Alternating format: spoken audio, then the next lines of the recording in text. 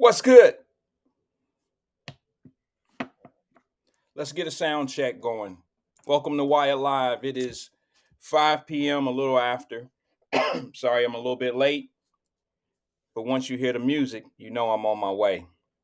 Let me kill myself, bring myself down, and let me bring you in the chat so you guys can see the sidebar conversation. My apologies. I really just hit the power button, hit my music, and I'm here. What's happening with everybody? We good today? We good? Welcome. It is Friday. I know everybody's happy about that, right? I see some thank God it's TGIFs. I see a whole lot of that. You have to excuse my microphone. It's kind of messing up my camera. It has a frequency. I don't know what's going on, but this microphone brings out some type of frequency and it makes things look really, really bad. Let me see if I can change something real fast before I keep going. Just to see if I can bring that down just a little bit.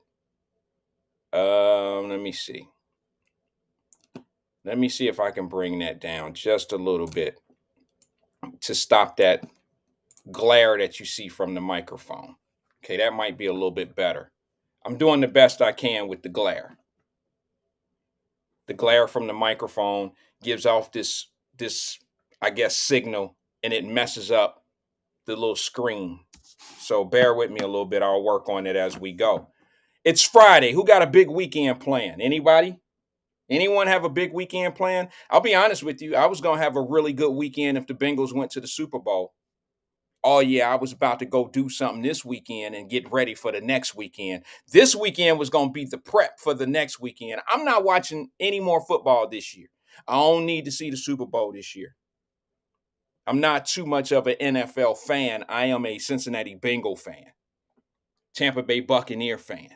That's who I am. I'm not an NFL fan. I don't watch football and watch all the different teams and all that. I don't do that. I watch my squad. I watch my team. That's selfish? Probably. But I don't care who wins the Super Bowl at this point. I don't care who wins the Super Bowl at this point.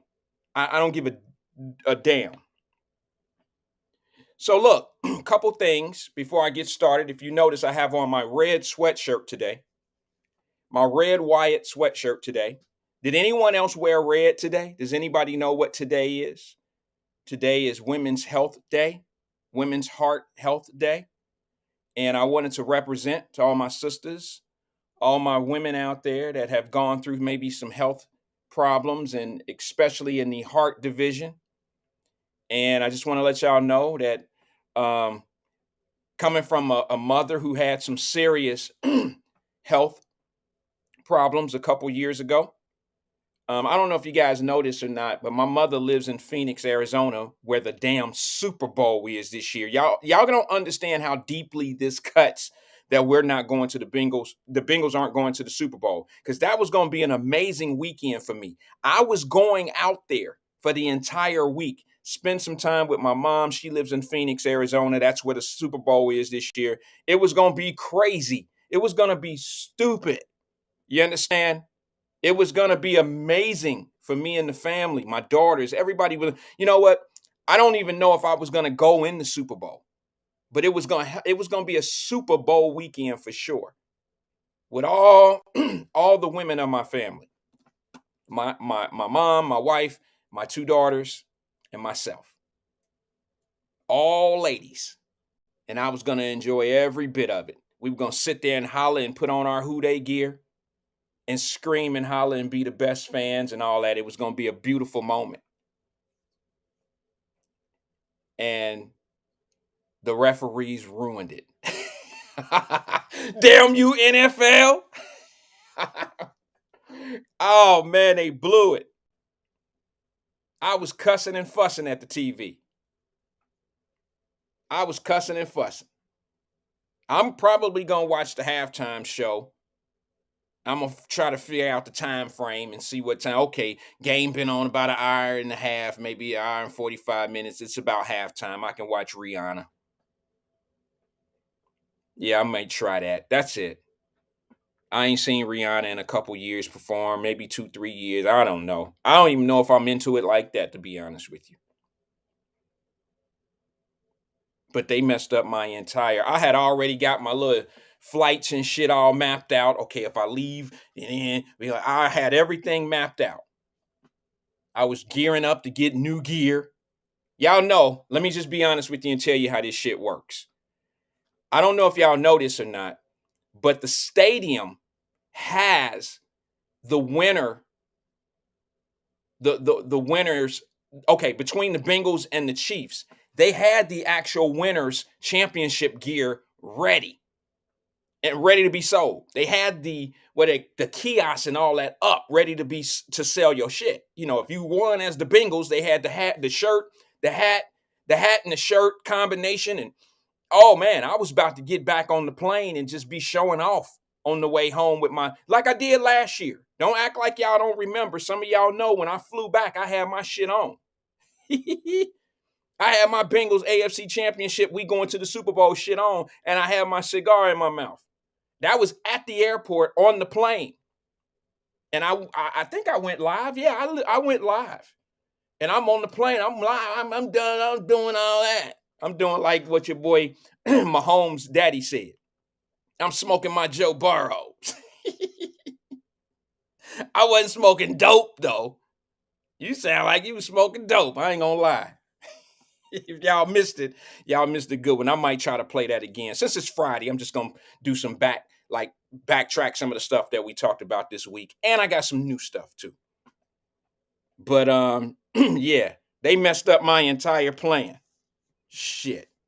I was about to get 4 hats, 4 t-shirts, and some more shit. Last year I bought keychains, license plate frames. I bought everything that they had that had Super Bowl on it with Bengals. Cause you just never know when the shit gonna happen again. You just never know if these are going to be are these gonna be collectibles one day? I don't know. Because I would have gave anything to have a 1988 Super Bowl jacket or hat or something right now from last year. For last year when we went to the Super Bowl, I'd have been rocking all my throwback stuff. So they really messed up everything. Trust me, when you're at the game, they have the shit. Matter of fact, if you go back to your hometown, let me let y'all know for next year. Bengal fans, get ready for next year because we're going to be in the same position. Hopefully next year we'll win. Right after the game, all you got to do is go to your local Dick's Sporting Goods. That local store will have the championship gear. They sent a lot of shit back the next day because Dick's had it in the stores in Cincinnati. And they stay open late until everybody leave. You can get you a championship hat, t-shirt, whatever they sell, keychains, pom-poms, all that shit. They messed me up this year. And I was going to fly back. I was going to have all that shit on. Cigar. I bought a whole big old nice little pack of cigars. I was ready to pass them out. I'll save them for next year. We'll be back. We'll be back. We'll be back. Y'all laughing now. Y'all laughing now. But y'all know, let's be honest, and I ain't going to stay on the Bengals forever. I'm giving some people some time to get in. But y'all know for sure, I put a post out. Y'all know for sure that day, that day that we had that game against Kansas City, it was a 6:30 kickoff. At 10 o'clock in the morning, I sent a post out to all the Bengal haters. And I said, Bengal haters, enjoy your day. Because they couldn't breathe all the way up to about 9:13 that night when the game was over. They was on panic zone. They was hating life. That was one of the worst. 2023 was destroyed at that point. They just couldn't wait to rub it into us and say that we wasn't no good this year. They couldn't wait for us to lose. Couldn't wait. And then the game, then that morning, I sent a text out to all the Bengal haters because I see it. I see it in Facebook and all on the Instagrams and shit. They making all these comments. So what do I say to them? I say, well, enjoy y'all day. Killing them with kindness. Absolutely killing them with kindness. Y'all enjoy y'all day, Bengal fans or Bengal haters. Enjoy your day. Because this is a day that we truly will enjoy. And I'm gonna tell you something. I got a lot of love on that post. A lot of y'all reached out, gave thumbs up. Some even made a little response like, yeah, or whatever you said. Appreciate the response. But you know who I didn't hear from? Bengal haters. You know when I heard from a Bengal hater after I put that post out? At 9:17 that night, when that ball went through the field goal and Kansas City won. It took them all day to have a good day. Because at 9:17, when they pulled the curtain and the game was over, that's when Bengal haters could breathe again. Y'all could breathe again. Y'all was, whoo, I'm glad they didn't win. I was praying they was wasting prayers. I was praying the Bengals wouldn't win. Then I see all the posts from the Bengal haters all saying shit like, see, I told y'all they wasn't going to go back this year. I told y'all they was gonna let y'all down. Some lady, I don't even remember who it was. We was having fun with it. I said what I said on the post, and at 9:17, when the ball went through the goalpost and we lost, here she put a post to answer my "Have a great day, Bengal haters." She finally at 9:18 that night. You ain't said shit all day on the post or nothing. At 9:18, you said, "See, this is why I don't boot for the Bengals. They always let us down." And I had to send the post back, right? If you don't know that I can be a little petty sometimes, I'm intellectually petty, is what I call it. I might be tooting a horn, I don't know. But I hit it back like, oh, so now you having so this makes your day at this point, right? You know what I'm saying? Like I hit her with oh, so now I guess your day is now starting. Like you having a better day now at 9:18 at night. Your day is, you having a great day now at 9:18 at night. How was your day all day? You cynical ass, you nasty, you non-Bengal lover. I don't like people who don't like the home team. They talk shit about the home. I take it personal when you talk about my home team. I take it personal. I'm like, okay, you don't like the Bengals, so why don't you like Lynn Street? You don't like the Bengals? What the fuck is wrong with Avondale? You don't like the Bengals? What's wrong with Bond Hill? The fuck you talking about? That's how I take it. What's wrong with Clifton? That's how it is. If you're a Bengal fan, y'all know what I'm talking about. You rep your city. All these Pittsburgh Steelers fans living in Cincinnati, living all over the country and all that. What's wrong with y'all? They got a Bengal bar up in Clifton. Y'all ain't burnt that shit down yet. They ain't won in years. They ain't done nothing in years. Y'all still cheering for the Steelers. Well, I appreciate the Steeler fans because they are loyal. Win, lose, or draw, they rep their team. I give them that. I'm not a Bengal fan, but I love to see how fans root for their team. I'm saying I'm not a Steeler. Yeah, I'm not a Steeler fan, but I love how they do root for their team all the time. All right, so look, let me get to it a little bit. Let me get to it. I just wanted to get that little Bengal shit off my chest because I'm still having some PSD to that shit, right? Isn't that called that? I'm having some trauma to that because y'all don't know how deep it was for me.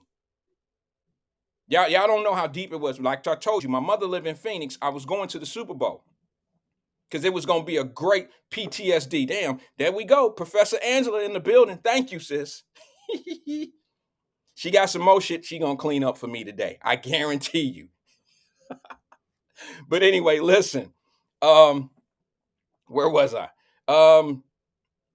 Yeah, the Bengals situation. The Super Bowl was going to be in Phoenix. My mom lives in Phoenix. It was going to be a great weekend. I was going to spend the entire week out there. I was going to enjoy the week and then the weekend. And unfortunately, it didn't work out. So we'll be back next year. We'll be back next year.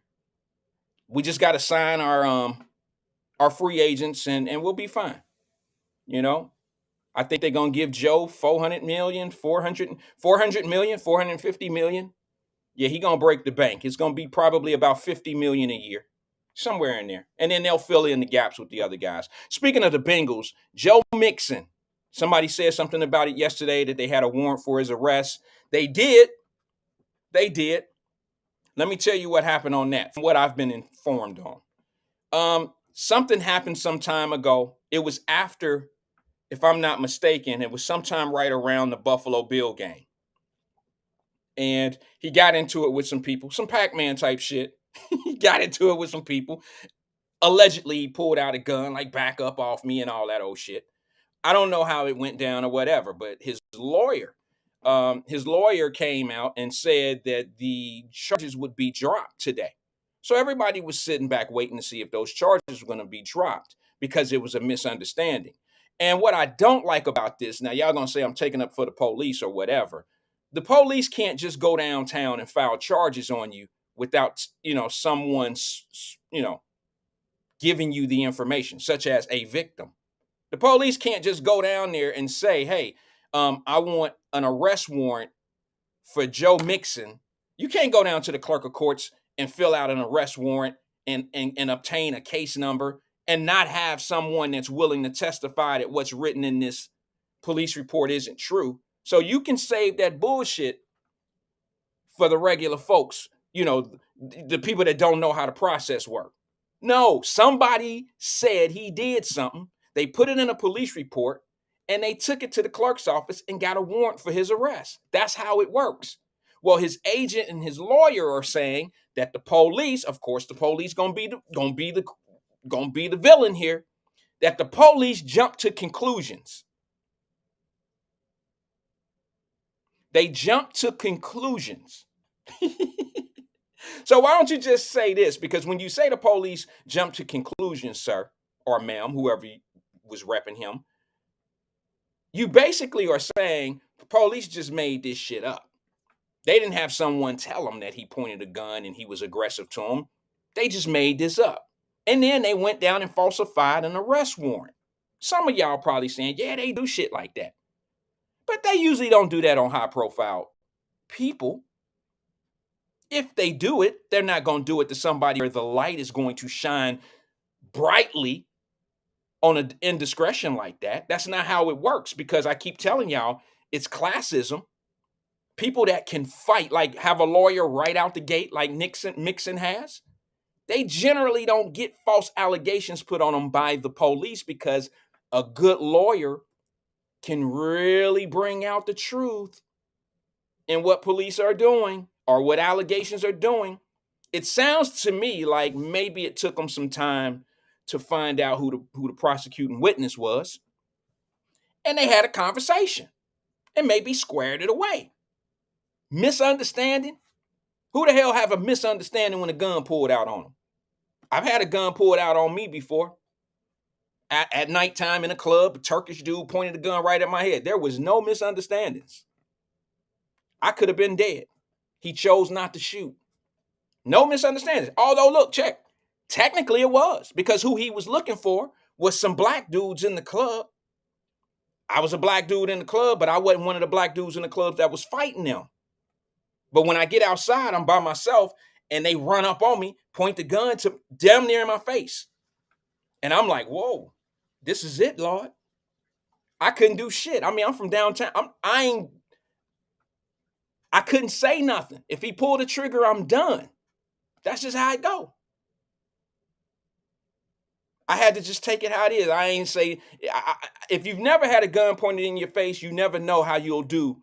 You can say you'll beg and plead, you'll pee on yourself, you'll do what. You really don't know what you would do if you got a killer or somebody that seems to be a killer in your face with a gun in your face. You don't know what you would do. I know what I did. I froze. I was like, hey, I ain't gonna sit here and say I was the tough dude. I wasn't no tough guy. I wasn't like, do what you gotta do, all that old movie shit. Nah, I'm sure it was written on my face like, damn, man, really? Ah, damn. Don't do it. I'm sure it was that. But I'm just being honest. Hey, you never know what you'll do if somebody point a gun in your face and you don't know them and they think that you part of something. I've been there. So I doubt it was a misunderstanding. I'm sure something happened and they just had to have a conversation. They didn't get shit squared away yet. That's the misunderstanding. Was we supposed to get that Monday on Tuesday or Thursday? That's the understanding that they failed to relay. That's the only misunderstanding that happened. Shit. He said he's gonna be here on Tuesday, Floyd. He ain't here yet. Tell the police run that shit. That's what happened. Tell us you gonna be here on Tuesday, motherfucker. You ain't here, we filing. Black privilege. Now listen, as much as y'all hated that, what was his name? The prosecutor, Joe Dieters, he kept Pac-Man black ass out of jail forever since he was so damn racist. If he's so damn racist, why the hell he take care of Pac-Man in Cincinnati so many times? Pac-Man should have been in jail 5 times. I don't know what it was. I mean, it's black privilege. Pac-Man ain't never go to jail for none of that shit. He didn't swat. Listen, okay. No joke. Pac-Man he smacked a white woman in downtown Cincinnati. Smacked her. Pow! Smacked her in the face and didn't go to jail. Y'all can call that man racist if you want to. Last time I checked, you put your hand,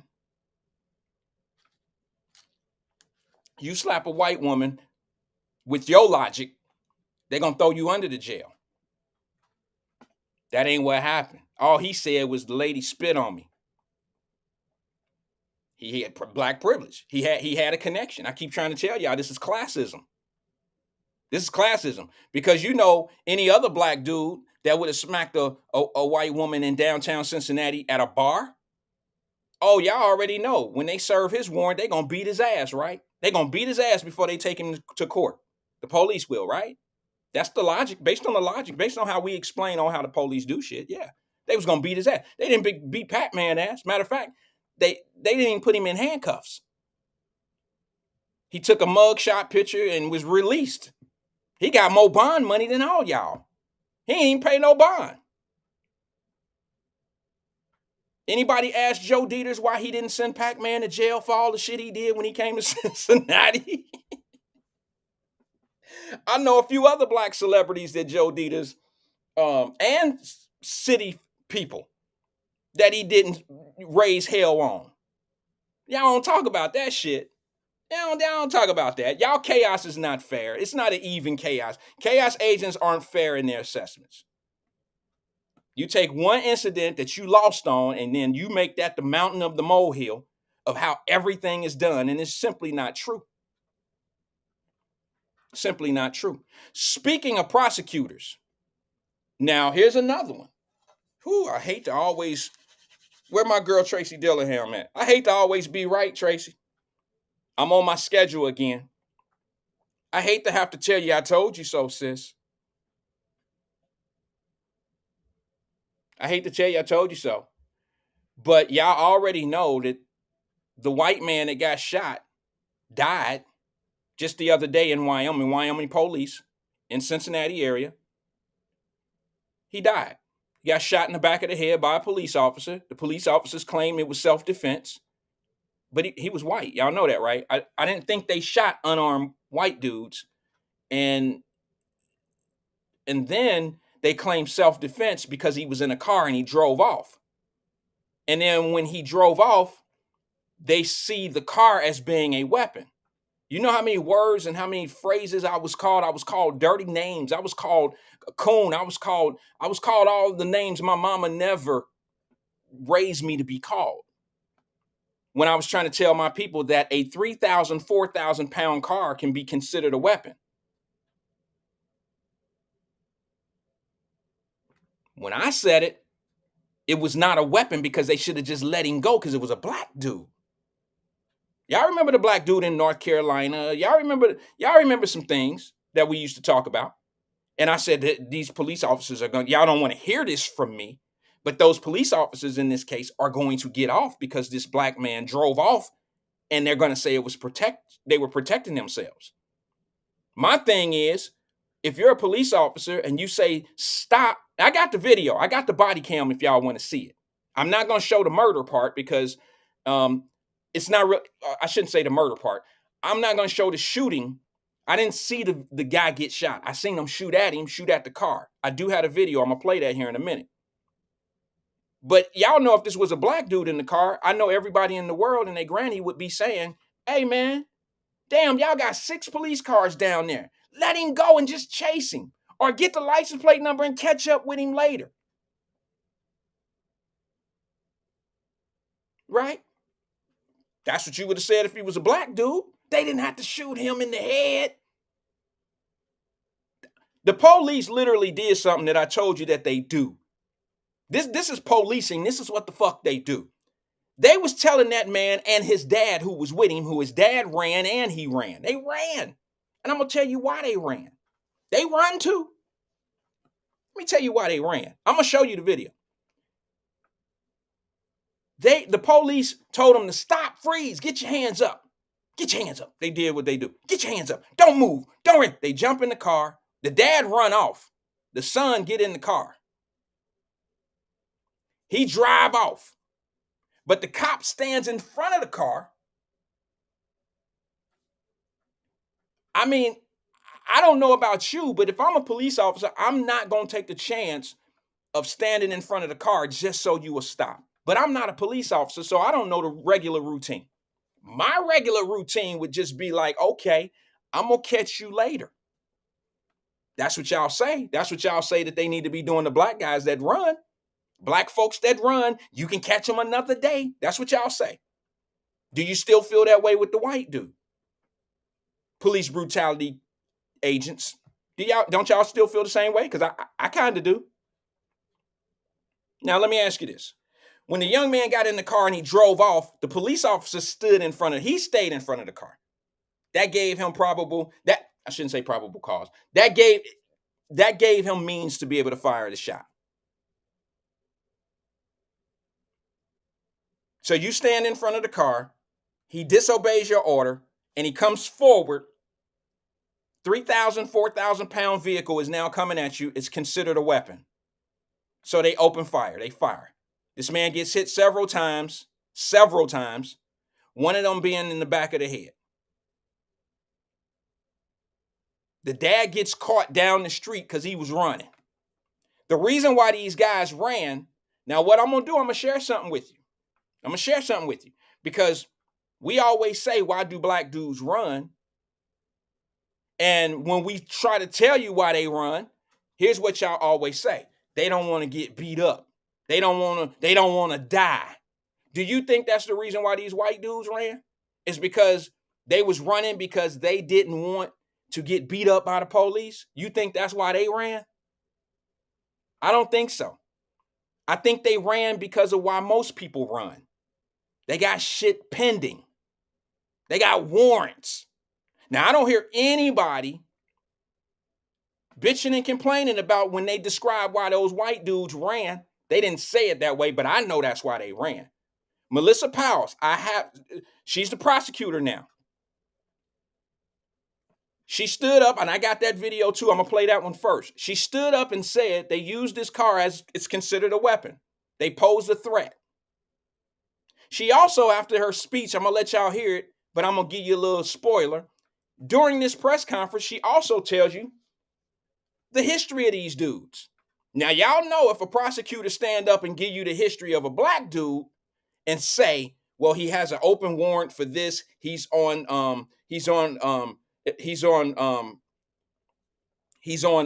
parole, y'all would be saying that don't mean shit. You still ain't got to shoot him.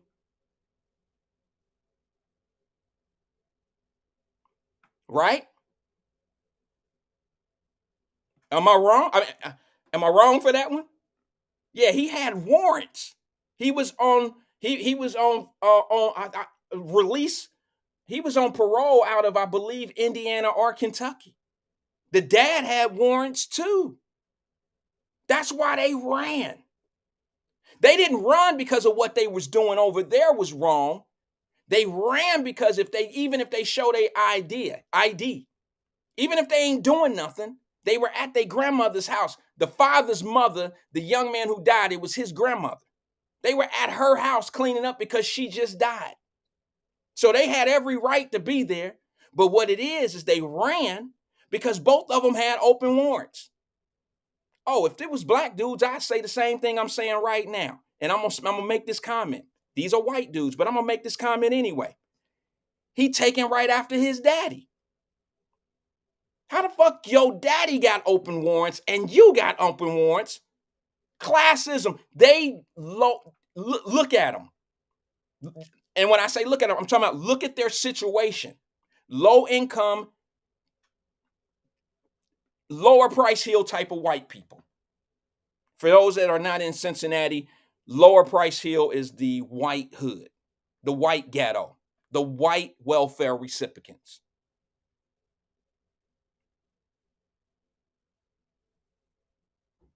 And that's who the police always feel like they can do the most to. It's classism. It's classism. And y'all know this would be a whole different story in Cincinnati if if it was a father and son and they were black. It would be a whole y'all would be dictating how the police should have did what they did. Like you didn't have to shoot. Yeah, you know, you could catch him later. You could catch him down the street. Y'all would be saying all that shit, but you ain't saying that now. And the irony of the whole thing is it's playing out just like how it's playing out just how black guys get shot sometimes. The only one that I can say is crazy as hell is this last one with Tyree, that Tyree Nichols kid. And the irony of that is it was black cops. So you can't even call that racism. You can call that what I've been calling it forever, and it's classism. The police fight those and beat up those and take advantage of those that can't fight back. That's how it's been forever. And they don't care if you white, black, Asian, green, blue with polka dots. It don't matter. It's a stroke of power for them. It's just power. It has nothing to do with your skin color. Now, I know there's some people that hustle this shit, so I ain't gonna mess up the game for them all the way. But I'm just saying, they would never tell you what I'm telling you, even though they have now realized that it's more money representing white folks that get shot up and did in wrong by the police than it is black people, because they get done like that 3 times, 4 times the amount of time than us. You can't let certain people know that. Because if you tell that type of shit, you sound like a coon. You sound like you ain't telling the truth. You sound like you for somebody other than the truth. But the truth is the truth, and I can use exactly what happened. There's so much truth in what I've been saying about this whole thing. Look at the black police chief in Memphis. She ain't got no business with that job. And one of the persons that she hired as a co-chief, I believe, or some high interim in the police department at Memphis was another individual that she was caught up in some shit in Atlanta. They both got fired. She got relieved of her duty. They demoted her first and then fired her. She know. And now what I tell y'all, they always grab somebody like us so they won't get that big exposure, and it's a soft fall. When you get somebody to look like us and it's business as usual, then the community won't say nothing. Then you got people like Benjamin Crump, who praises the black lady. He praised her because she was swift in her actions of firing those 5 police officers. No, she was swift in her actions to stay clear of that bullshit that was going on. That's the task force. She was no leader. Them your police officers, those are the people you put out there. I'm not going to repeat myself from yesterday. Some understand where I'm coming from. And like I tell you, every time Wyatt is trying to prove a point, it takes tragedy to prove what I say. It takes tragedy. It take a tragedy. I don't even want to talk about that shit no more.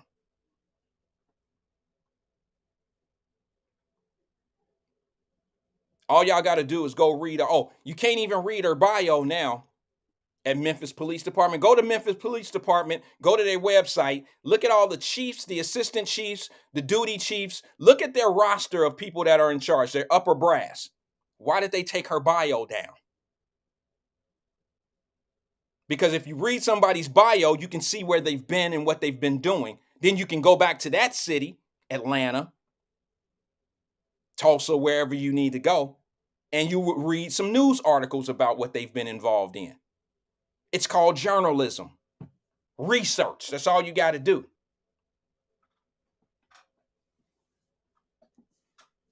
And it's no different than like school board people, school directors. How long y'all gonna give the people at Cincinnati Public Schools? How long y'all gonna get them to get the averages up to where they need to be, considerably respectable? How much time you gonna give them? 2 years, 3 years, or is it really a non-repairable fix? You ever been to a tire shop and you want to get your tire plugged, and the tire people tell you, "Oh no, bro, you need a new tire. You can't plug this one up." And you be like, "Nah, man, I ain't got no new tire money. Put a plug in it. I'll be back in 6 months when that plug wear out." You seen that? You been there before? Well, that's what I think they do in certain positions. They put a plug, and the plug always happened to be one of us. So when shit ain't going right, what happened to the last superintendent? Ain't nobody said shit. She done got a big job, some corporate job somewhere. Left the public schools in shambles. Tore the fuck up from the floor to the bottom up. Toe all the way up, and y'all ain't said nothing about that shit. You know why? Because she black. It ain't her fault. No, it's the people fault who brought her in and didn't hold her accountable. And then it's the people fault, those same folks that went and hired somebody else on a losing organization and brought them in, so they'll have another, well, it ain't her fault, and y'all be easy. Y'all be light and easy on them, just like y'all always on everybody that look like us, just like y'all being on this police chief. Just like that. Atlanta wasn't putting up with that shit. Atlanta got that lady up out of there. But what do? You show classism again. You put a black leader in a real bad situation, and you do that on purpose. Because when shit don't work out, it won't be that much of an uproar. That's why nobody's holding this person accountable for putting those badass police officers on the field.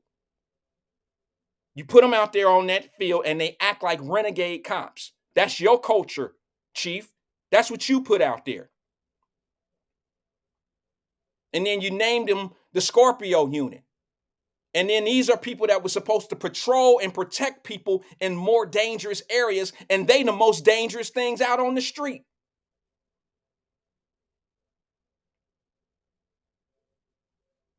This shit ain't right. And we falling for this bullshit. And then Crump gonna come back here. You know, what's his name? Benjamin Crump gonna come in here talking about and I praise. No, motherfucker. You don't praise that lady. What she did is gave you an out. She gave you an argument now. And that is, look at the swift justice that they did on the Memphis Police Department, and give me my towel, and Noah, and Lord to the church, and say amen, and Breonna Taylor, and throwing all these names up, and it ain't even the same situation.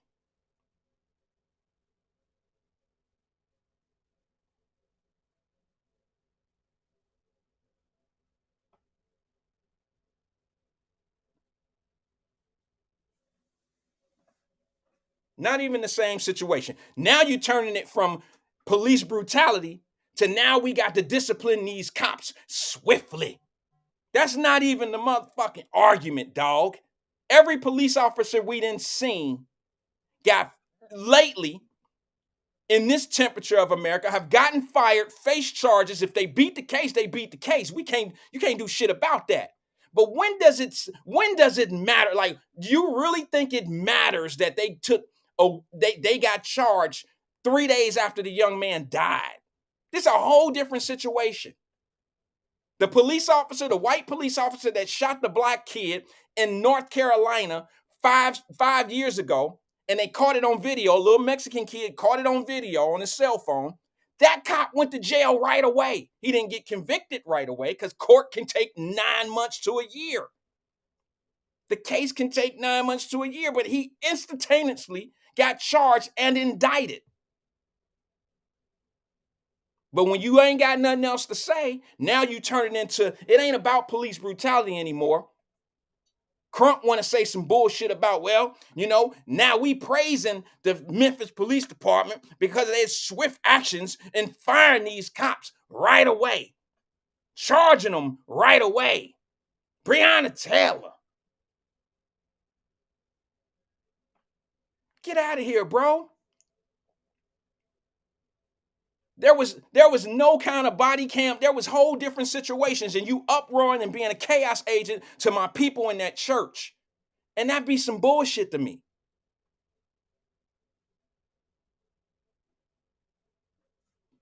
I'm gonna play that video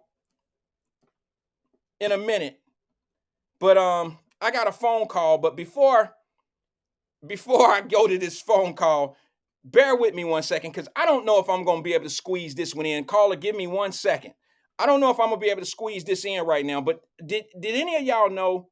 I tell you what, let's go to the phone lines, because that's gonna be a whole nother long conversation if I bring that up. So let me go to the phone lines real fast. Good evening, caller. This is Wyatt. Who am I speaking with? What up, Wyatt? This your West Coast Connection, Drop Squad 52, also known as Black Not Democrat. And yes, sir, it's Friday. I ain't got no job. Oh, that's right. I'm retired. Wyatt, how you doing, man? I'm holding on, brother. How you doing today? Oh, I'm doing good, man. I see you still on the Memphis 5 case, and you exposing all the chaos. But I wanted to bring something up on this Friday, because I'm not used to you being on Fridays. But okay, did you know? Well, let me just read the headline real quick. NBC News. Top January 6 investigator says FBI and other agencies could have done more to stop the Capitol riots. Wyatt, I'm telling you, bro, the January 6th committee, which was produced by Hollywood director, by Nancy Pelosi's daughter, who is a filmmaker, Wyatt, they knew that the whole thing could have been prevented, which means that all the people that died, especially the woman that got shot at the Capitol, Ashley Babbitt, her, and then all the other Capitol officers who died afterwards, whether it was related to the riot or not, all of that shit could have been prevented, Wyatt, but they wanted the chaos to ensure that the Democrats continue to dog Donald Trump so he would not run for president again. Because remember, 2 weeks before the switch of power, the January 21st inauguration, they impeached him for the second time. 2 weeks before the man walking out the door, Wyatt. So I'm just saying, you keep exposing the chaos, Wyatt, because your words will invigorate and inspire people to look beyond what they see and what they get from the media, as well as the new black media. So you keep doing your thing, brother. That's all I got. Well, let me ask you something. Can I ask you a question or two? Yeah. Go ahead. I was going to talk about one thing today, and that was, did you see what's going on with the China balloon over America right now? Oh, yes, sir. Oh, yeah. I didn't even want to bring that up because that's way too political. Yeah, well, I ain't going to get too political with it, but it seems a little odd and weird, and it shows a little bit of weakness from America, and we ain't blew that damn thing up yet. I mean, I'm just giving you my but remember, Wyatt, remember what President Biden did during the Afghanistan withdrawal turn evacuation. Remember. So this whole thing with the balloon, because Wyatt, we got tracking shit that starts in China, Korea, Russia, Iran. We know when they shit leave that country. No, when they gassing it up. We already know when they putting they gas already in. know. Right. So I think what it was one of the situations, Wyatt, where somebody had to make a decision to take that thing out of the sky.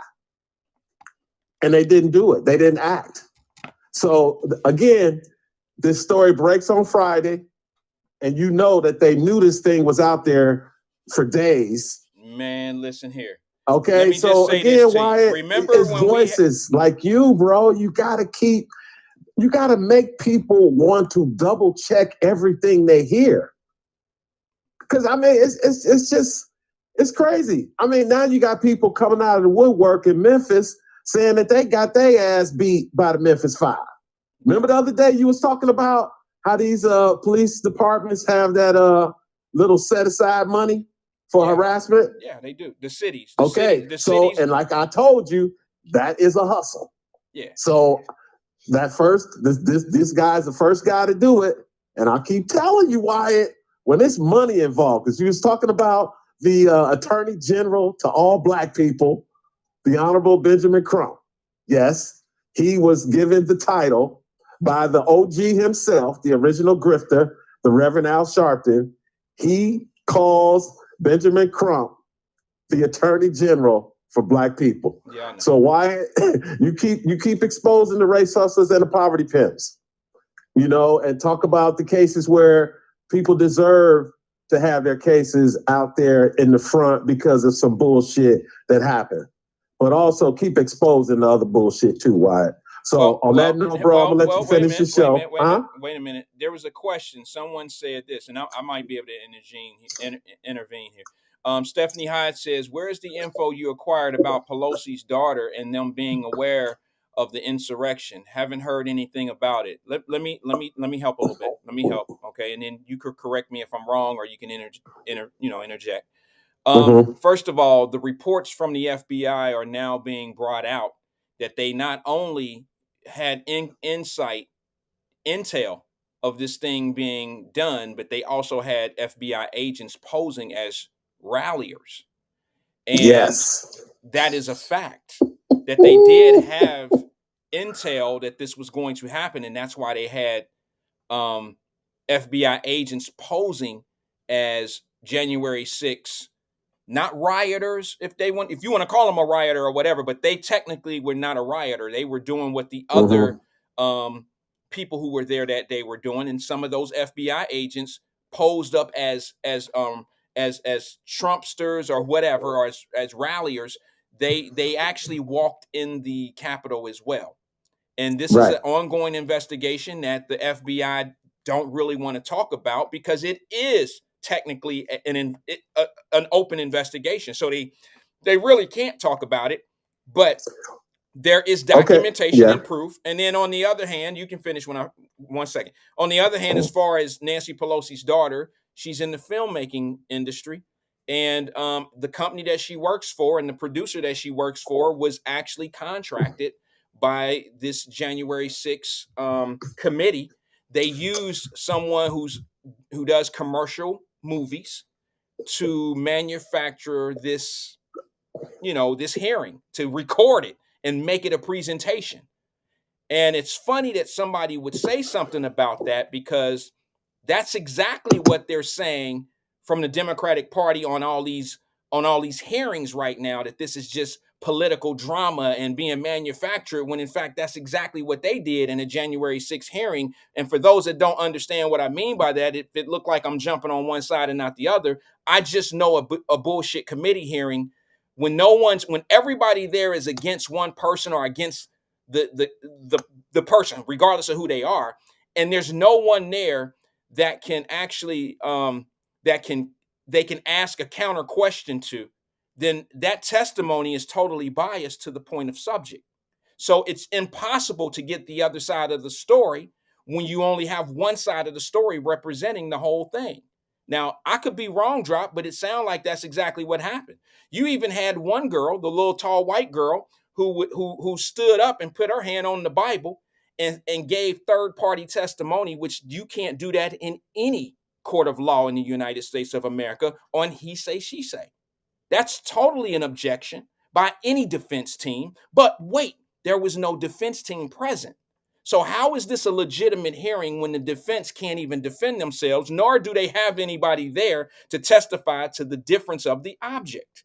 You understand what I'm saying? So it was a show. It was no different than Love and Hip Hop, Married with Children. It was no different than anything that they wanted you to fit in. They wanted to fit that whole thing into a certain narrative, and they made it a production. And some people don't understand that. You have to understand how the court system works. It was ridiculous. That's not how things go. You usually bring people in and you counter exam. You gotta you listen to their testimony. You counter them, and they didn't have any of that.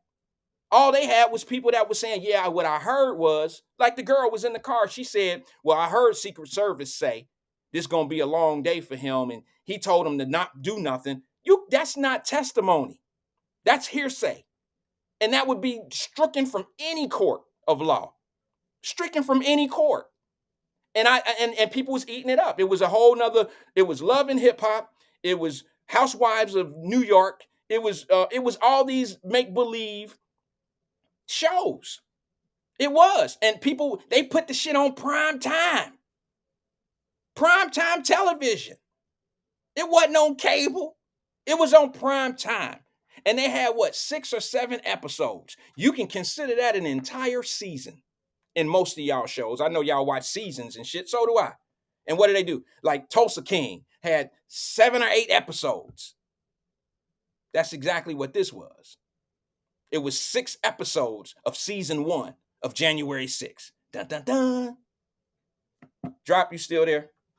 Yeah, I'm still here, bro. You was getting ready. You was heading off the path, but to answer her question directly, this is a news story from NBC News on January 31st because the House January 6th committee concluded that the FBI and other federal security agencies could have prevented a violent mob from overrunning the Capitol had they acted on the large volume of intelligence collected beforehand. The chief investigator told NBC News in an exclusive interview a judgment the committee left out of its televised hearings and their final report that they put out last month.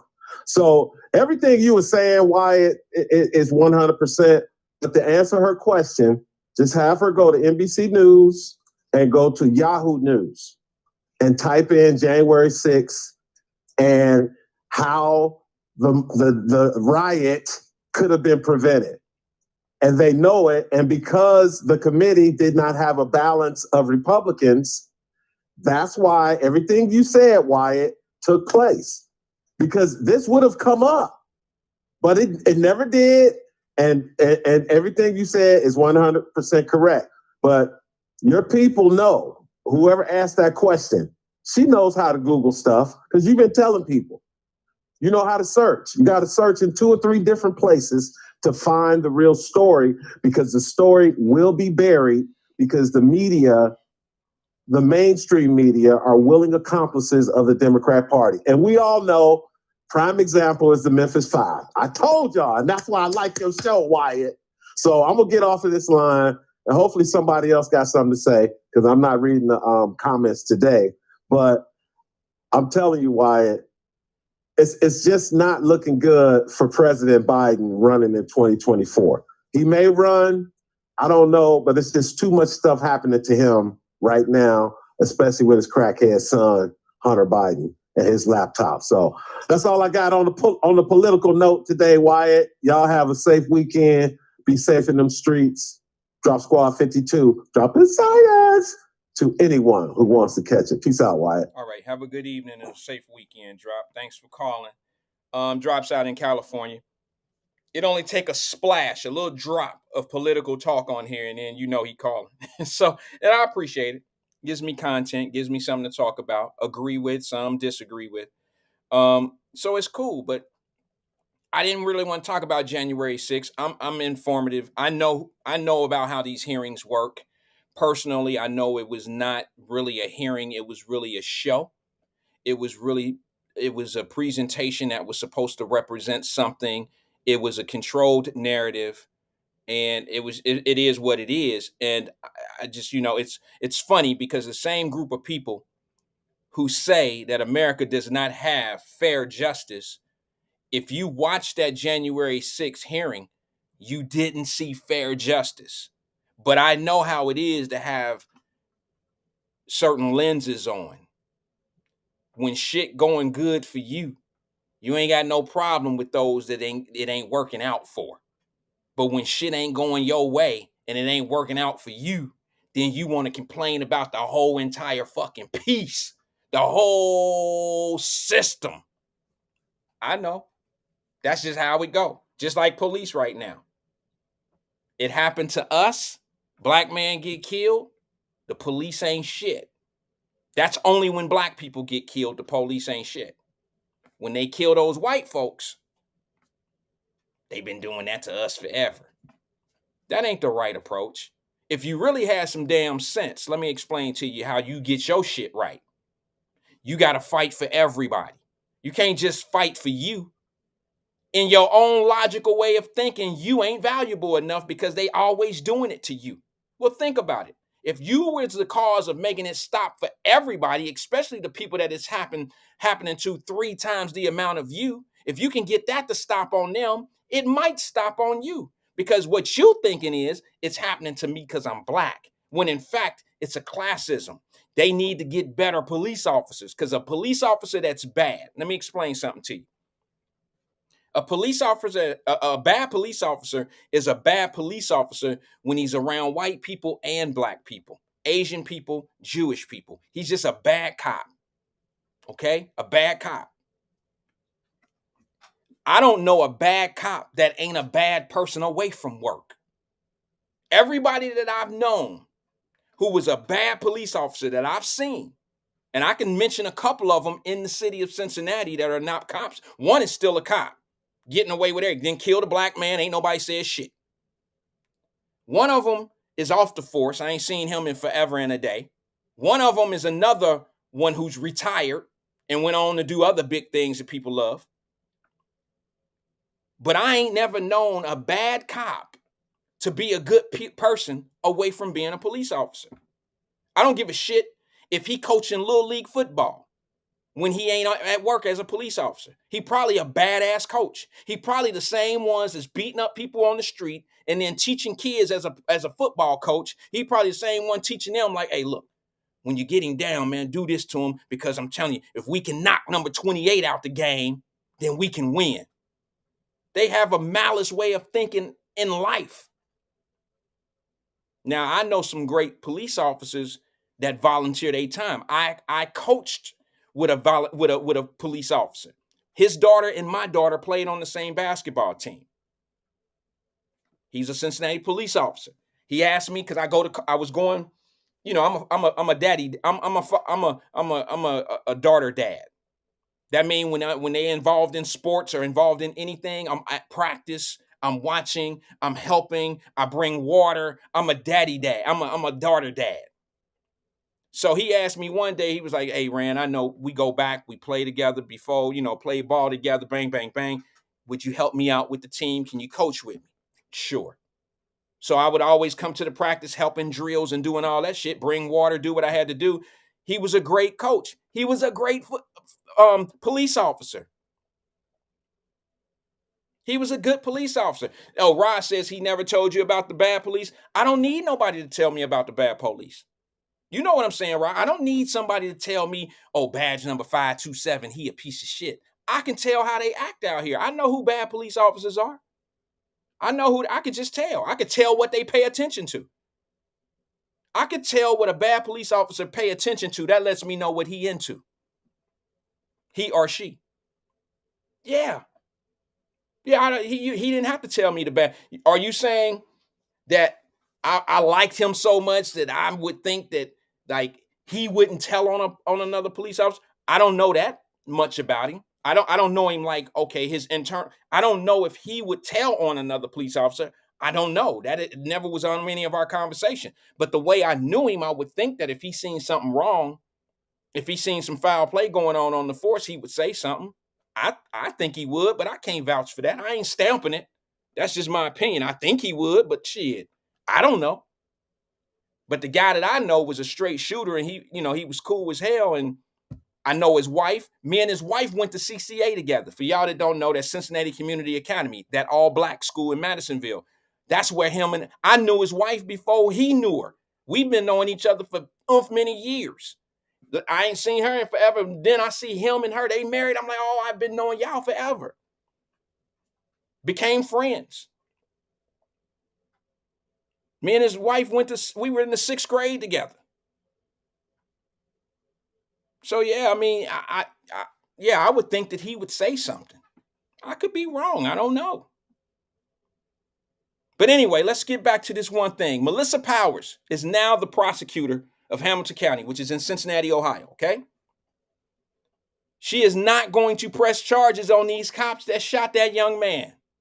Y'all got a problem with it, or y'all cool with it? I'm just asking. I'm asking for the people in the back seat and in the back of the classroom. I'm asking. Nobody got a problem with it? Why? You trying to tell me when the police told them to freeze, the daddy ran, the son jumped in a car and drive off, he deserved to be shot because he drove off? Oh, no, y'all wouldn't let that. I wouldn't say that shit was good if it was a brother. Right? You can't catch him later. He already got open warrants. They didn't know that now, did they? But I don't hear no protests. I don't hear shit. Like E-Man said, I ain't never seen, E-Man said it on his show. How often do you see white people getting shot unarmed? You just never see those videos. That's because your algorithms don't go in that direction. You're not pulling it up. They exist. They're going to exist 4 times more than you can pull up a black one. You just don't look for it. This was police brutality. This was an unnecessary shooting, in my opinion.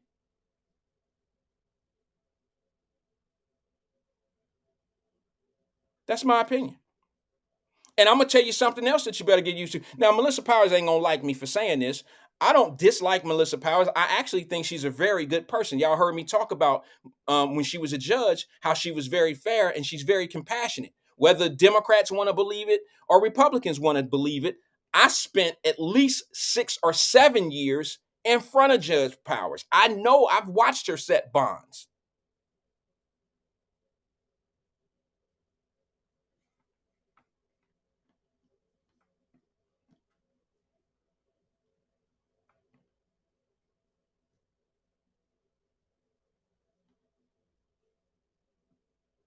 So Anthony Prosser says most blacks killed ain't driving towards police. That's not necessarily true.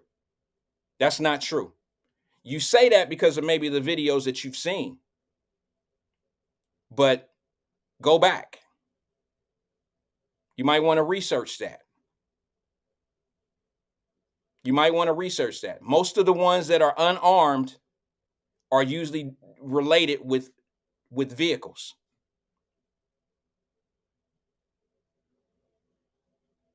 And that's usually how they got off. That's how Timothy, what's the guy name that killed the kid up in, not kid, the grown ass man, killed the guy up in Clifton for reaching in the car. He didn't have a front license plate. He got off. How did he get off? Because he got shot by taking off in a car. You talking about the Benjamin Crump cases. You talking about the ones that are in front of you that they can explain and make it seem like this is what's happening throughout the country. Millions of contacts a year with the police. Less than 1% deaths. And that's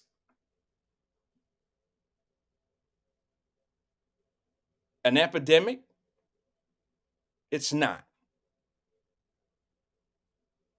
I'm not justifying any of it, but I don't fall for numbers. Tell me the truth. I don't need Benjamin Crump or Al Sharpton telling me nothing, because it's benefiting them more than it's benefiting anybody.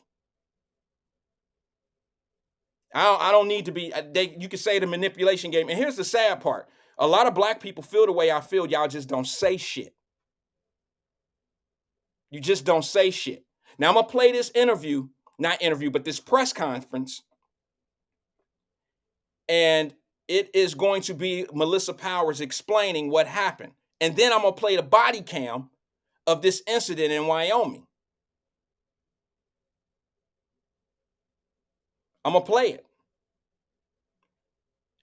I want to say something.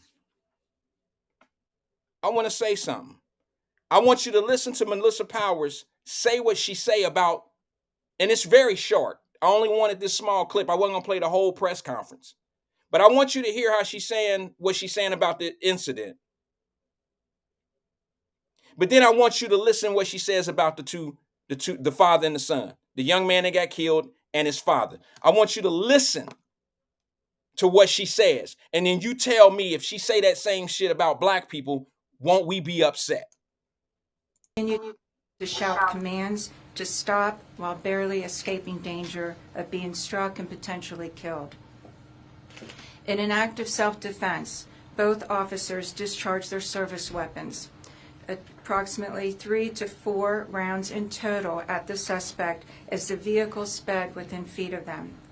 Several shots struck the vehicle, and at least one shot struck Frazier. The vehicle then crashed into the side of the apartment building. Meanwhile, Frazier Sr. fled on foot and was apprehended several blocks away. Immediately following the crash, the officers began life-saving measures on Frazier Jr. until paramedics arrived and then transported him to University of Cincinnati Medical Center. Frazier Jr. succumbed to his injuries on January 31st of 2023. At the time of the offense, Frazier Jr. was on probation in Indiana for a felony battery, victim under the age of 14, and had an active probation violation warrant. He also was on parole in Kentucky for manufacturing methamphetamine and had an active parole violation for absconding. At the time of the offense, Frazier Sr. had a warrant for his arrest relating to a misdemeanor theft charge from December of 2022. These officers should be commended for their bravery. What happened that night is a testament to their strength and their training. Do you agree? I'm going to play the video and you tell me if you agree, but I'm just saying, do you agree with what she just said? And what I mean by that is, okay, you say that the police officers followed their training. Maybe so. We'll see that in the video. But let me ask you this: does anyone have a problem with her reading off these guys' rap sheet and them having open warrants and one being on parole from Kentucky? Is any of that relevant to what the police did that night? Because when that happens to us, the first thing we say is, it don't matter that he ran. Look at what you did right now. So what, he had open warrants? So what, he was cooking meth, or he was cooking dope or whatever. So what? That ain't got nothing to do with what your officers didn't have to shoot him and kill him that night. They already had open warrants. You even told what he was on, what his warrants were for. Not that they was being very specific. Follow me. The only reason why I'm doing this is because this is Melissa Powers' first time out the gate at the podium saying this shit. So what I don't want y'all to do, especially the chaos agents that are certainly quiet right now and don't really give a fuck about police brutality, I want you to sit on your hands and be a cricket when she stands up at the podium and says the same thing about the black man that gets shot or get done the wrong way. I want you to be just as quiet when she run down his rap sheet, when his history don't really matter, but it mattered today. It mattered in that press conference on them guys.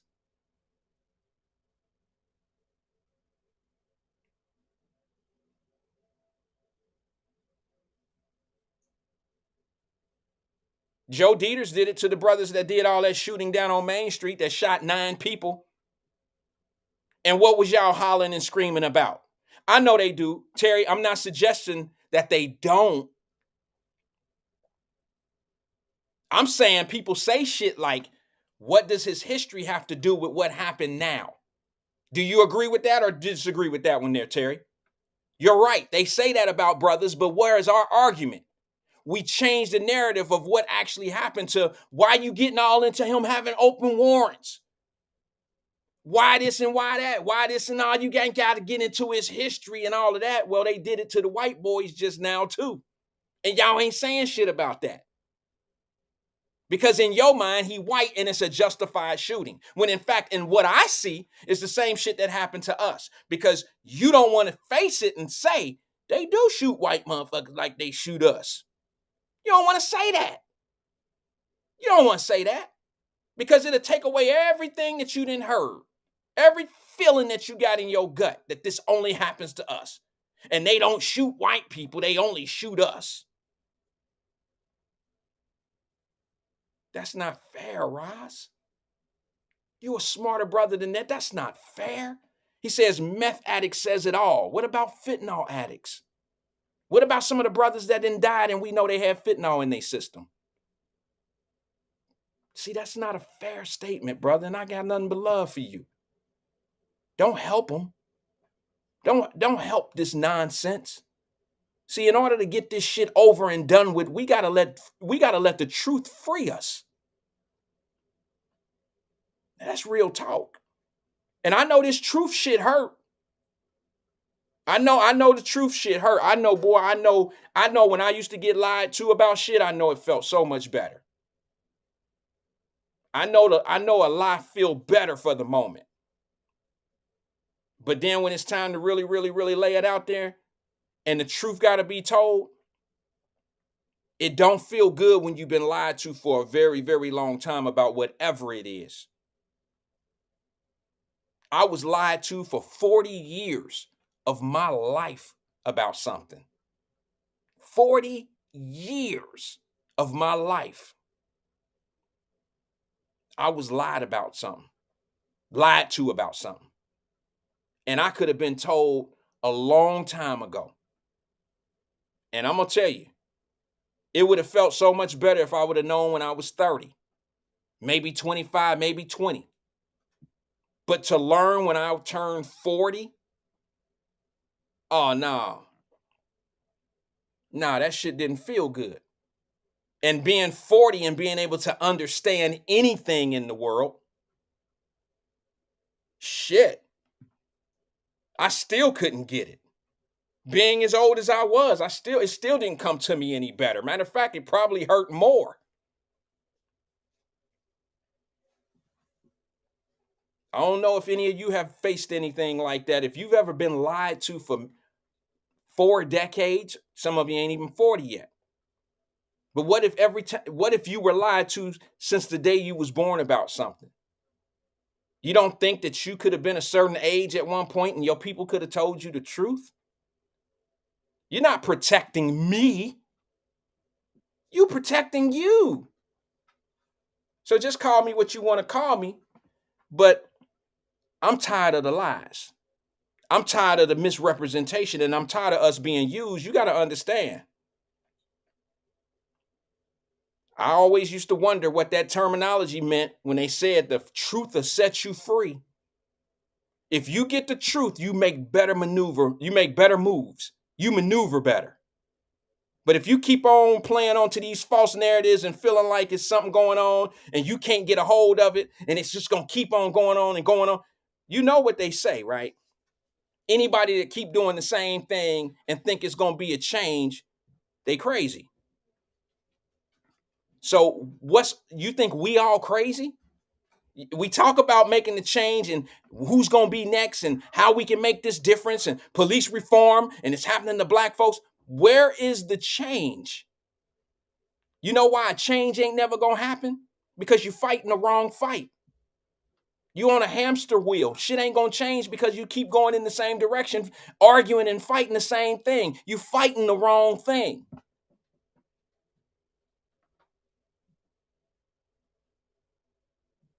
And there's people that's throwing gas on it too because they get paid to put gas on it.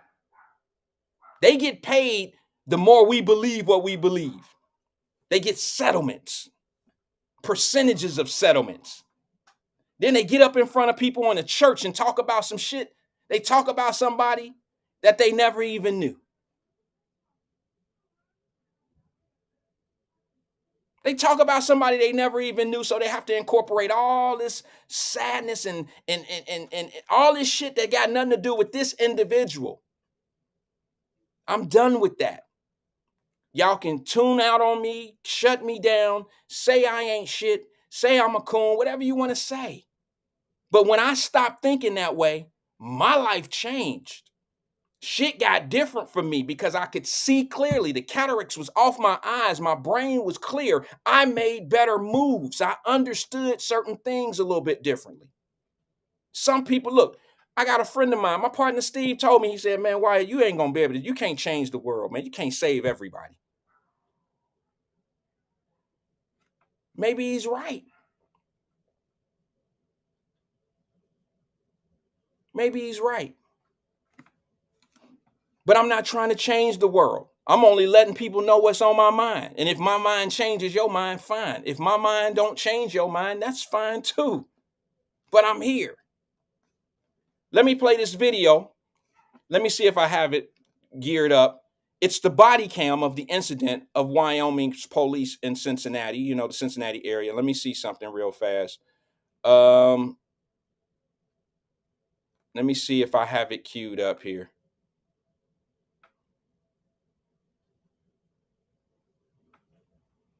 What time is it? Okay, I still got enough time to get it going. Let me see. What did I... let me see. Hold on one second, guys.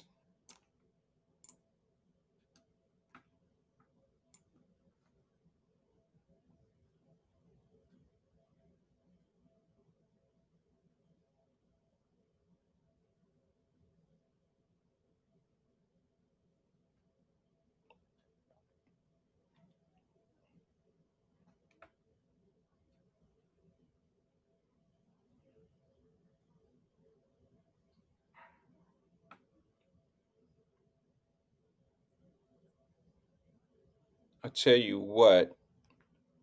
Let me see where I have that thing at. This is what I'm gonna do. I'm gonna just resend it to my to the spot here and see if I can just pull it up like this. Give it a couple seconds. Let it boot up. It's over right now. It's a couple minutes long. And I believe it's multiple camera angles. I think they do a camera 1, camera 2, and camera 3. These are all 3 of the police cams, body cams. So you have one police officer who has his body cam on, that's number 1, and another one comes on, it's number 2, and then the final is number 3 of the police officer. Number three is probably more revealing. I'm going to fast forward the first one up until the situation starts to happen, okay? Because the front, it shows a lot of the incident, a lot of the officers just standing around or, you know, looking around, observing the place. I'm going to fast forward a little bit, okay? And it's going to move on the screen really fast, but it's basically so I can speed it up to the action part. Okay, so bear with me one second. Check it out. Camera.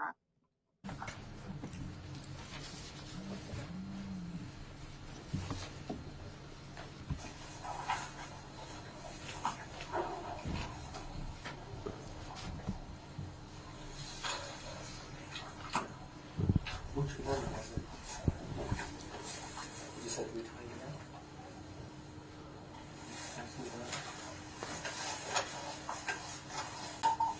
Was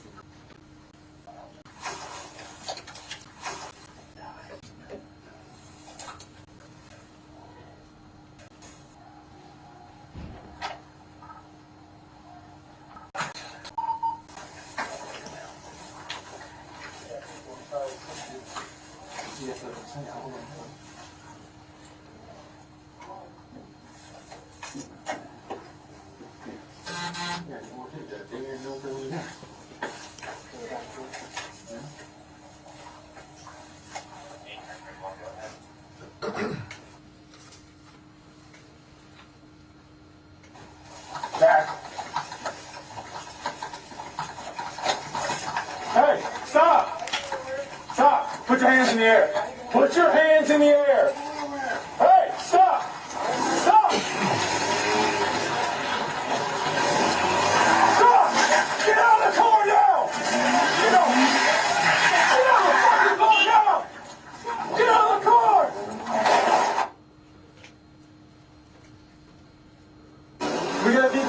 officer on a van, one at gunpoint. Stop! Forward. Put it back up! Put it back up! What? Shots fired! Hey, back up! Back up! Back up! Back up! Back up! Ryan, bail! 7933. I need more cars.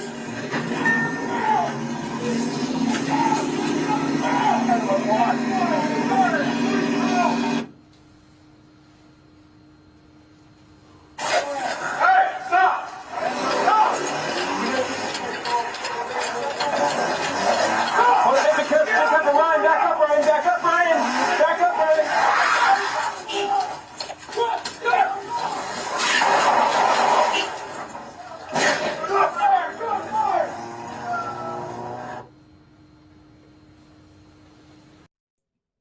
That young man died because the police chased the car.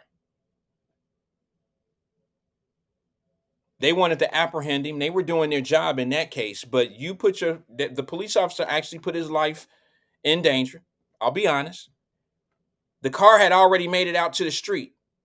I thought they shot him in the driveway.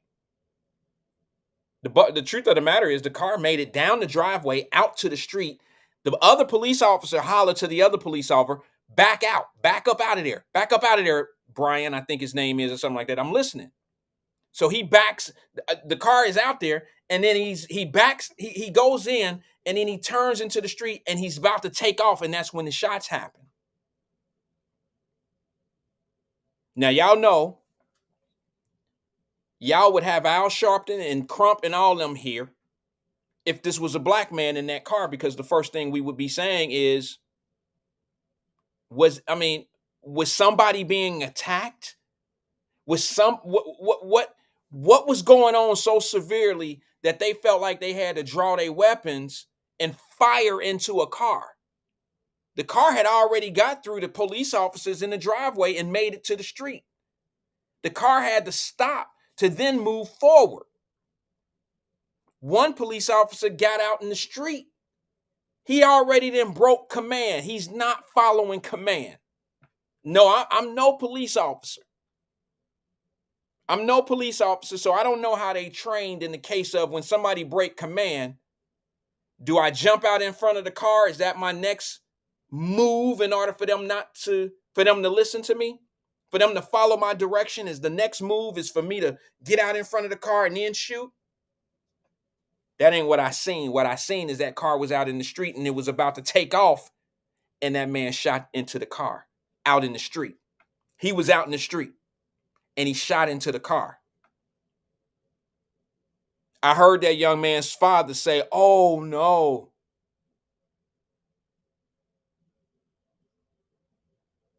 These guys had open warrants. Does that matter? Y'all ain't asked. Did George Floyd have a open warrant? Nobody. See, they were so sensitive to that.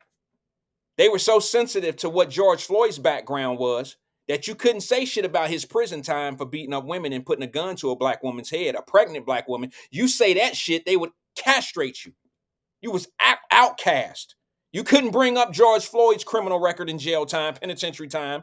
You couldn't talk about his crack moments. Y'all talk about these guys being meth heads. Listen, you couldn't bring it up. You know why? Because it wasn't relevant, right? It wasn't relevant. Oh my God, boy, we have definitely been bamboozled. You don't see it and you don't want to talk about it, but it's the truth. In my mind, they ain't gonna like me for this. I don't think those police officers acted accordingly.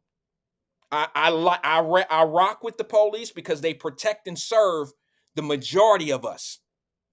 But in this particular case, I think it could have been handled different, and that's just my opinion. But I ain't gonna get no backup on this.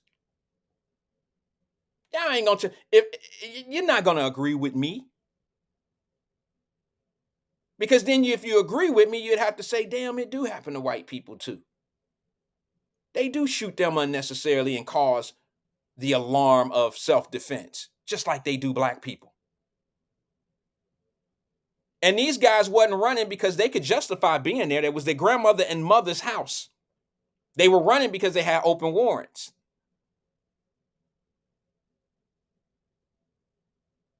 I want to know if the city of Cincinnati, the community of city of Cincinnati, is going to go down there and protest Melissa Powers for this, what some would say is not the appropriate call. Now, I'm not judging. I'm no judge. I'm not suggesting that you do that. I'm just making a point.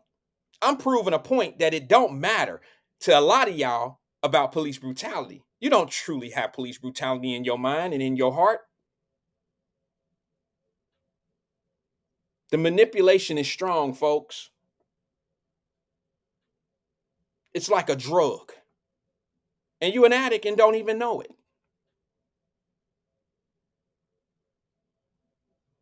CNN ain't reporting this.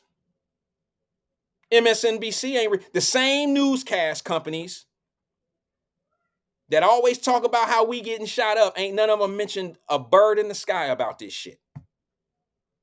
You think this is the only occurrence this year where a white boy got shot by the police? You think that's the only one that's didn't happen in America? You'll never know because CNN won't cover it. They'll cover us. They'll cover us. You ain't never asked yourself why? Oh, I know why you don't ask why. It's the same reason why you think they actually showing it to you. You think they showing it to you because they on your side. I'm sorry. You really think that CNN and MSNBC is showing you police brutality on black people because they're on our side?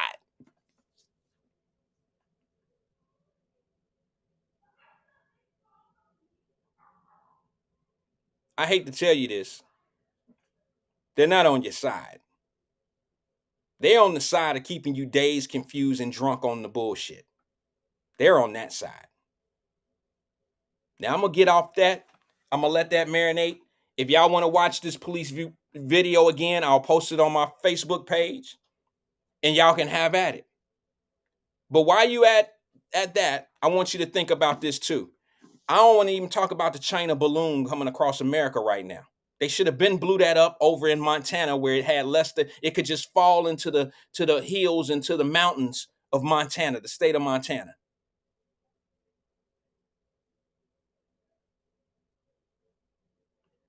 But now let me just say this to you. I was going to talk about they fighting in Walmart. And I don't know if I have enough time. I might be able to get a 20-minute conversation, 10, 15-minute conversation in about it. I started about 6:15, about 6:20. So I might have enough time. But I got something I got to show y'all.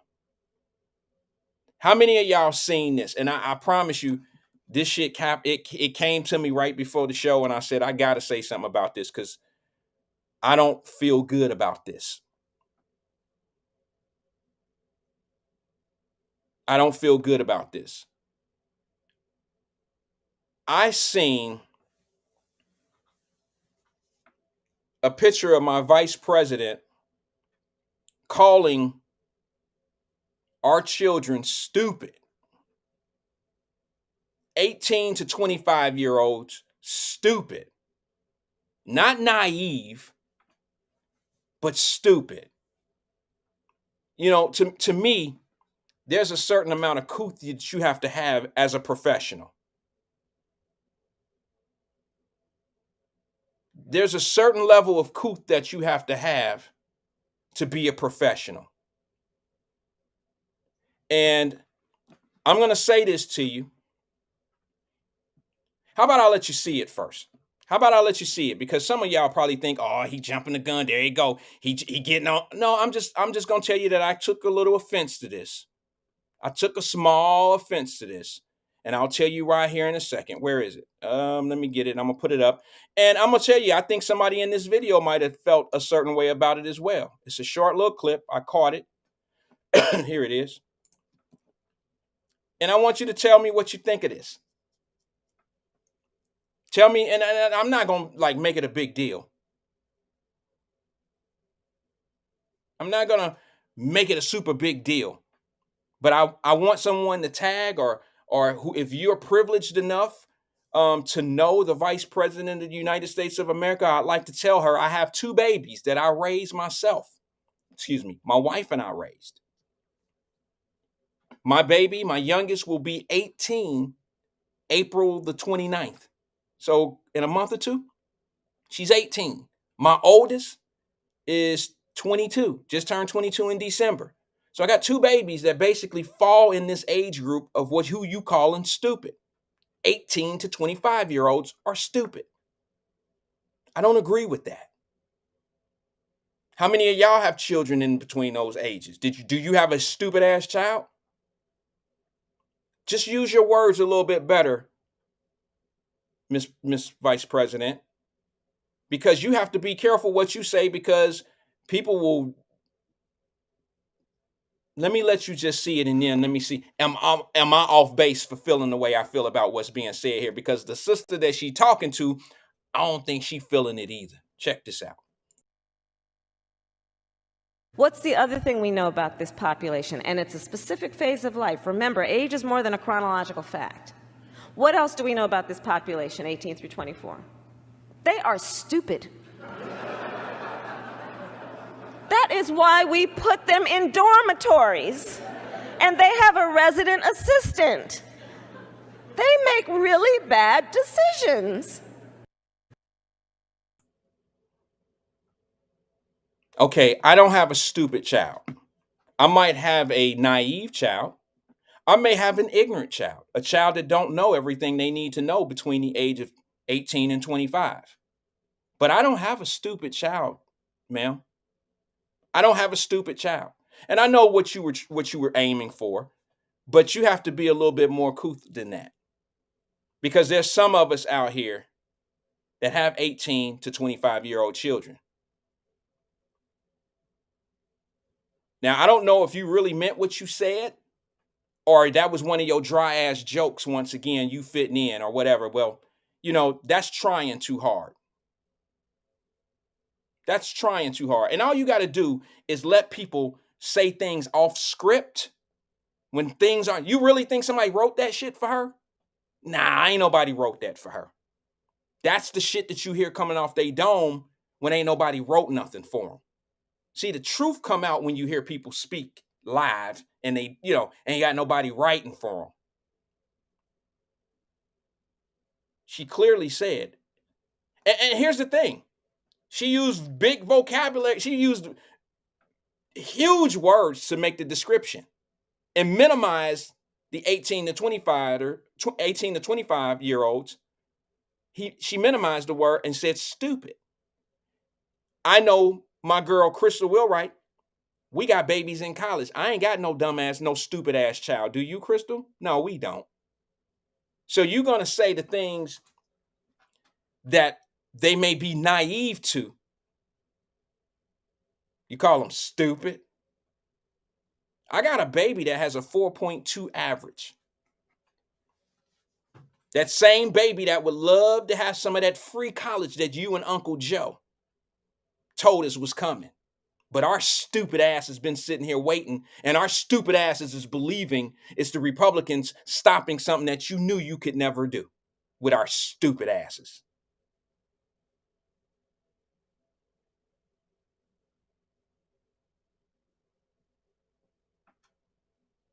Yeah, that one struck a nerve with me.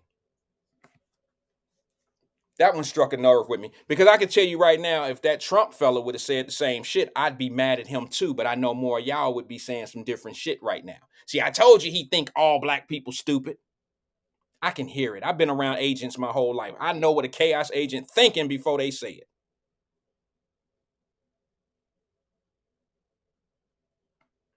That ain't who she talking about. AP. See, don't make up excuses for somebody that just made it about college students. That's why they put them in dorms. You think she mean jail cells? Let me play it again for you, bro, so y'all can hear it. She ain't talking about the kid that's out here doing dumbass shit. She was very specific when she said that's why we put them in dorms. Who you think she talking about? If she talking about dorms, she's either talking about college students are criminals. That's why we put them in dorms. I'll play it again. What's the other thing we know about this population? And it's a specific phase of life. Remember, age is more than a chronological fact. What else do we know about this population, 18 through 24? They are stupid. That is why we put them in dormitories. And they have a resident assistant. They make really bad decisions. That's why we put them in dormitories and give them resident assistants. Okay, now I clearly know she's talking about college kids. I don't have a stupid child. I don't have a stupid child. My child stayed in a dormitory. Matter of fact, Madam President, Vice President, not only did my daughter not have a resident assistant, she did, but they all do. As every college student goes in with a resident assistant, and then my daughter became one. 2 years in the game, she became a resident assistant. I'm just letting y'all know, you better be careful what people say when they're not reading a script, because how they come off and what they say is totally different than what's been written for them. And when they say things, you just have to be careful, because they say things they really feel. And I know a lot of them are, I'm not mad at her for it. I'm just a little disgusted in it. I just feel like when you say something like that, ain't nobody gonna give her no flack about it, but I am, damn it, because I'm a parent of an 18-year-old and a 22-year-old, and they fall in that category of being stupid. I got a daughter that's been out on her own out there, going to college, going to school, going to work, going to volunteer, keeping a 3.8, and she's in medical school.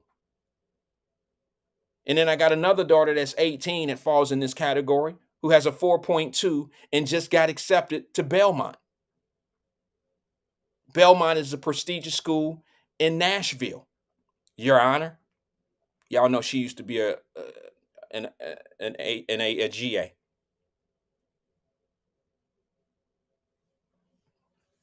So when you generalize something like that, ma'am, you should be clear. It's not funny. And if you watch that sister face, if you watch that other sister face who she talking to, this sister right here didn't find it funny. She didn't. I don't think she found it funny. I don't think she found that funny. I think she started laughing. I don't think she started laughing until she probably heard the room laugh. Yeah, sometimes you might hear something and everybody start laughing, but you don't really think that shit funny, and then all of a sudden somebody looking at you, so you crack a smile and you just have to fit into what's going on in the room.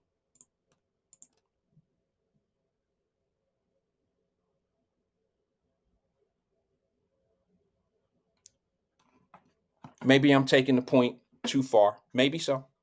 I don't know. I just think I took it a little personal because I have two bright kids. And I know what she don't have. I know she don't have an 18 or a 24-year-old.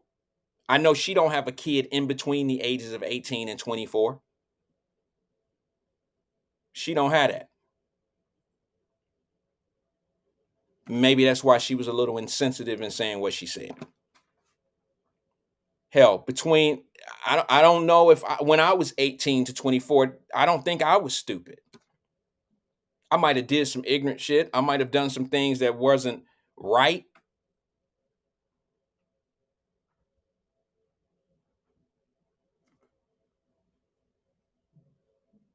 I don't think I've ever been considered stupid. Maybe it was just a poor choice of words. Madam Vice President, let's just say that. I'm not mad at you. Just be careful what you say. Be careful what you say. There's some of us that are truly listening to your off script conversation. I don't even listen to the shit that's written for you. If you can't say some shit on your own, then you probably don't mean what's being said. But when you say something that nobody wrote for you, you probably mean what you say. That's just me. All right, let me see something. I got one little video I'm going to let y'all see before we get up out of here, and I feel good about it. I feel good about showing it because I got the whole weekend to lick my wounds because I know what y'all going to say. Wyatt, why do you always show us acting a fool? Why you always do that? Why do you do that? Now, y'all know I was going to put that video up, but I got that video of, I have the video of Melissa Powers not pressing charges on those police officers. So that took precedent with me right now. That I wanted to let y'all see that. But I want to know how we going to raise our kids to be productive if we got parents out here acting like this in Walmart. Y'all know these ladies got kids. I ain't even got to ask. I don't even have to ask. Roz, man, you bro, all you got to do is tell people to do their research. I don't know if you called her a bad name or something. I'm kind of reading some of the comments. I don't condone men calling women bitches and stuff like that. I don't know if that's what happened. I'm just saying. But all I can say is this. If you really want to know who Kamala Harris is, Vice President Kamala Harris is, all you have to do is your research. Pull up California and type her name in YouTube. Pull up her name in YouTube and listen and read some of the stories of what she was involved in when she was working in California. And I don't mean just anything and everything. I mean, not just any old thing. I'm talking about that's relevant to the same carpet that she's riding. She's riding the black carpet. Well, before she was on her presidential run and was building up her points in politics, look at what she did to our community in California. That's all I need you to do. That's why I know when you make comments like that, you going back to how you really feel. You lost your political train of thought. That's why I got a little red about that situation, because when I can see it, I'm going to expose it. And those that ain't ready to catch it, hey, if you don't catch it, you don't catch it. I ain't going to keep saying it. I only tell it 1 or 2 times. That's it.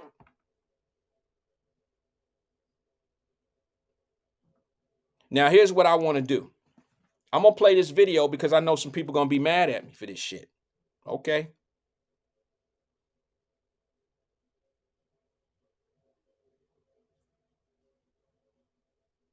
I know some people going to be mad at me, but we got to get it together. Because I know these ladies got children at home. And if you acting like this in public, I'm going to be honest. Y'all can get mad at me all you want to, but my queens know what I'm talking about. If you can't act any better than this, imagine what these children must be seeing at home.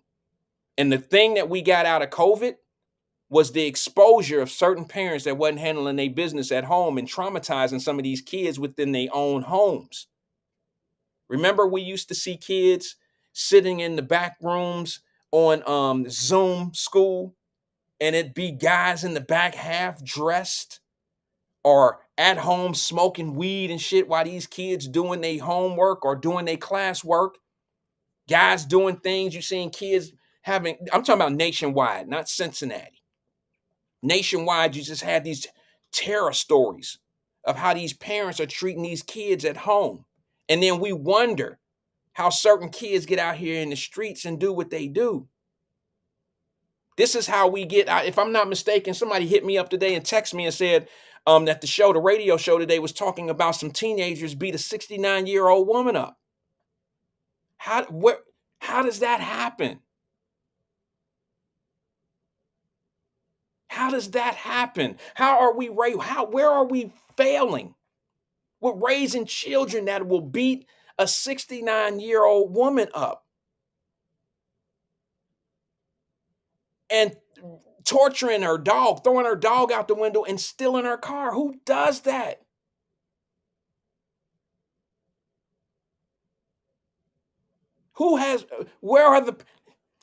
Look, if these were young men, where your daddy at? What real father would teach their son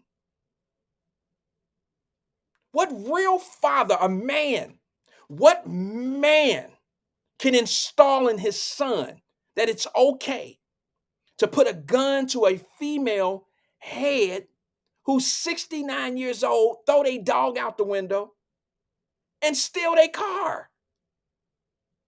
What man could teach a kid to do that? A young man, a young boy, what man? That's a kid that does not have a man in his life. I can guarantee you that.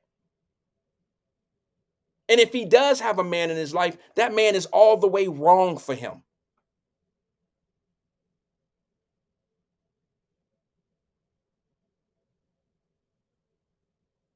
Y'all think I'm tripping when I say what I'm saying. Sisters, y'all got it tough out here. We got it tough too. It's a combination of both, but both of us being tough, it's just tough out here. But until we speak this truth, see, y'all got to understand, I'm not condoning what the police do to people out here. Y'all know that. I done already told you what's right, what's wrong. I don't even think that Wyoming shit was right. I watched the video, and in my mind, the police were wrong. That's just in my mind. Now, I ain't going to sit here and say, I ain't going to analyze it. I just gave you my opinion. I said it could have been handled. It could have been done different. I didn't see a police officer in danger. I seen police officers not willing to pursue. They were more interested in a stop, and they were willing to get in front of a car to stop them, and that was putting themselves in danger. And I guess in their line of work, once they're in danger, that's why they have a weapon for protection to shoot against danger. So I guess it's justified the way they see things. But me, I know that if it was a black dude, we would be out in the street right now and said, couldn't y'all catch him later? You didn't have to step in front of the car and shoot him.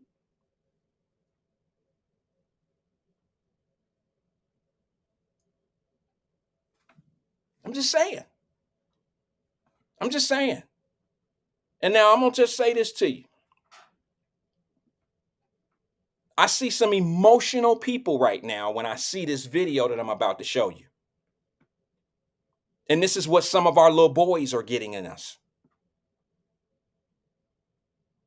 I just think men handle things a little bit different. We're a little bit more chill. Yeah, men fight in clubs and do the He-Man shit and want to see who can lift the most weights and then bro and flash their money. They do all that stupid shit, if you want to call it that, I guess.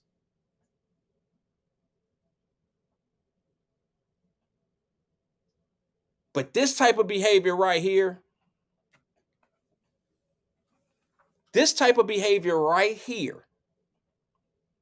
is one of the reasons why we have emotional men. Y'all gonna get mad at me, ladies. But I'm gonna tell you, I've been around a long time in this domestic, in this criminal world, and watch a lot of domestic cases, and I see a lot now. I know that look, when I say domestic violence, I know y'all think that there's a lot of women that men just beat up. Like, I mean, the men just beat the woman up, and y'all think that's the whole story. It's not. Sometimes, and a lot of the times that I've seen it in front of me, it's two emotional people that have a dysfunctional relationship.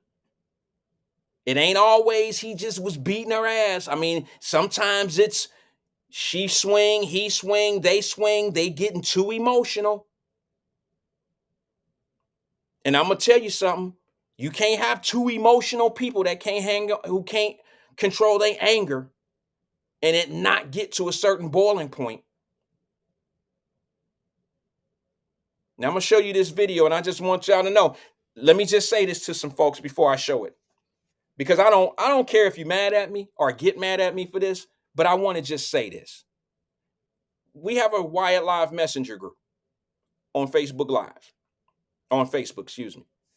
And sometimes I tend to pick and choose certain people that I'll send a video to. And I'll ask their opinion. Like, you think this is something good to talk about? Because I don't want to just put out. See, some people will be like, oh, why you put that video out? You're always trying to bash the black women and blah, blah, blah. No, it's not necessarily that. I just want to show certain things. I do the same thing with guys. I did it with the daddy, the brother and his father, because he was gay. That was some black shit on men. So I don't always put videos out of us. But I will say this. I see these two sisters fighting in Walmart because of a space in line. The first thing I say is, God, to me, I'm sorry I'm being judgmental, guys, but this is what I mean. This is who I am. But if I see these two women raising sons, their son's going to have some issues.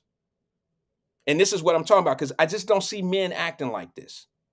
A real man wouldn't do this. A real man would be like, well, fuck it then. Go ahead. Just go ahead. And a real woman wouldn't either. Wouldn't act like this. But if these women are acting like this and they passing that shit, that emotional shit to sons, them sons are out here on the streets banging 69-year-old women in the head with guns and shit like that. And I know what y'all saying. Oh, you putting it on black? No, I'm not. I'm putting it on any mother or any father that would act like this. If you have children, you passing that behavior over to your children.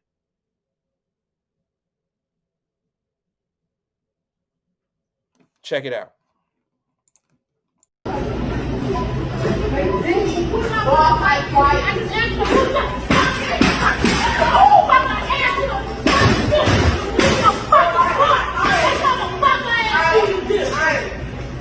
Don't be arguing me to go outside. I don't give a fuck. Don't afraid of you. Don't have to go outside. I don't give a fuck.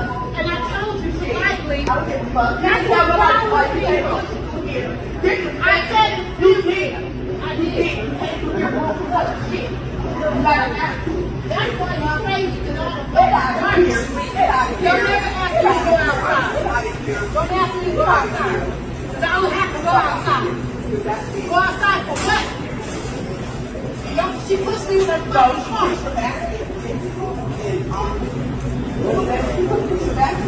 Get you your basket off the way.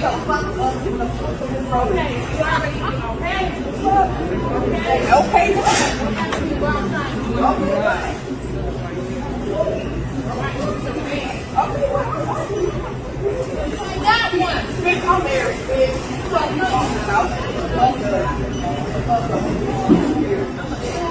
Next time you walk with somebody, go outside. You need to watch me. You need to watch me. Oh, shut up. Why are you so mad? Why are you so mad? Why you got boxes in your head? But I told you I was in line. So you didn't believe me. You wasn't in front of me. You wasn't in front of me. I was in line. You was not in front of me. You came walking through here. Nobody seen you in line. Fucking shit. Shit. You loud ass bitch.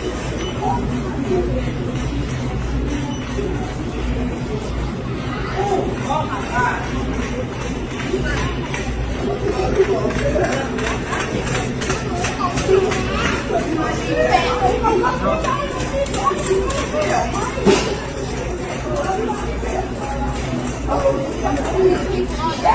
Look at your gross exposure.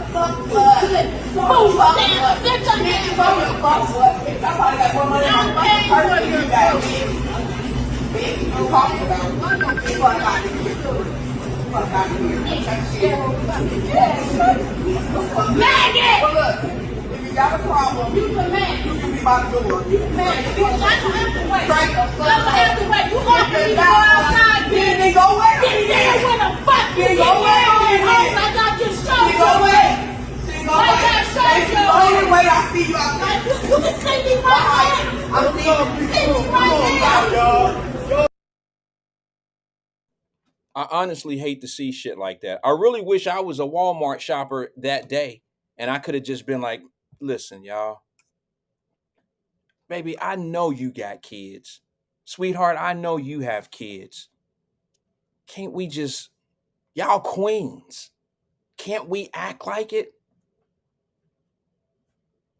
Can't we act like we want our children to act? Would you condone if your child was sitting here arguing with another kid in line about the place in line? What would you tell your child to do?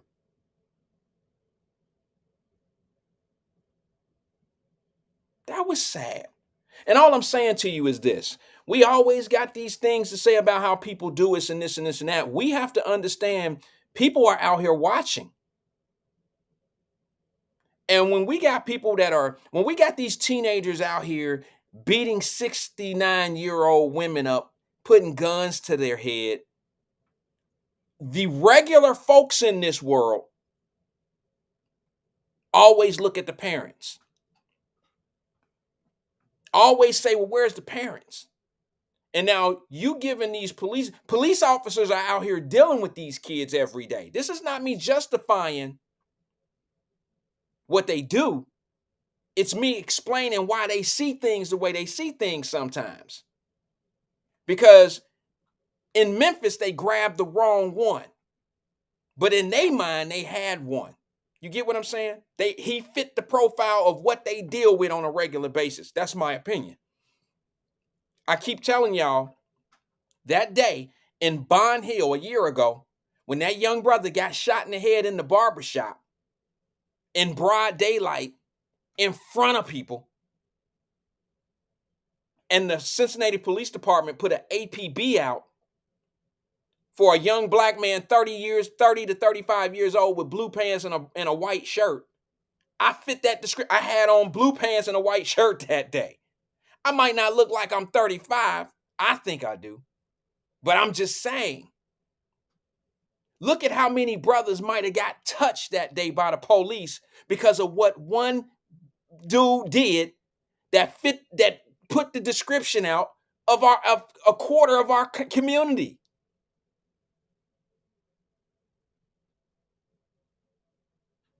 Man, we gotta connect the dots of the problem. You can't just say, okay, I found the final dot. The final dot is the police department and that's it. They the reason. You got to understand what we producing out here too.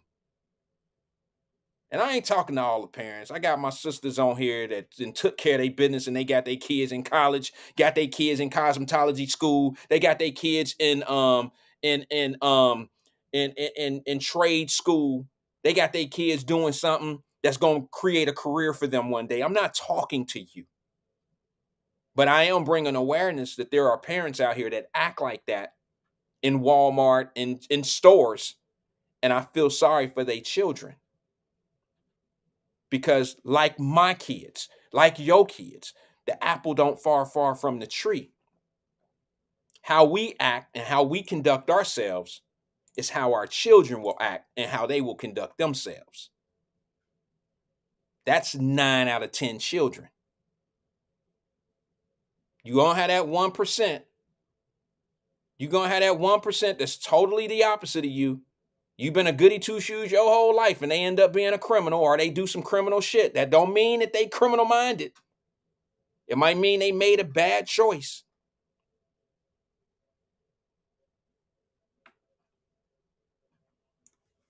But it don't mean it's like street dude. Y'all think everybody in the joint, y'all think everybody in the penitentiary is a street dude? You crazy. They might have had a street moment. But that don't make them a full-time street dude. There's guys in the penitentiary, girls in the penitentiary, that life ain't for them.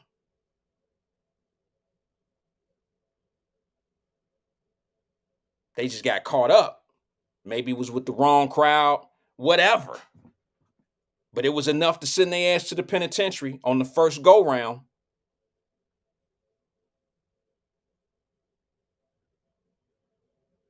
My sad thing, I hear y'all, what's up, Athea? My sister, she said they both were just screaming warriors.